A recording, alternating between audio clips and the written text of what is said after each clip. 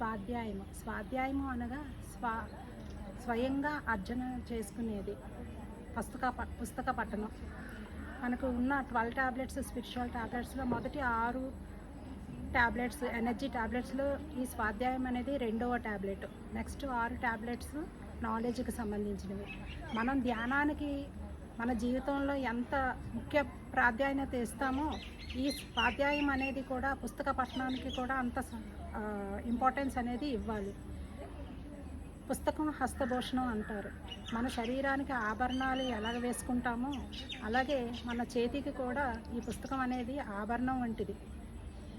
పుస్తకం ద్వారా చదివే జ్ఞానాన్ని మన మునులు, ఋషులు వాళ్ళ జీవిత కాలాన్ని ఎక్స్పీరియన్స్ ఉన్న అంత మనకి బుక్లో పెడతారు.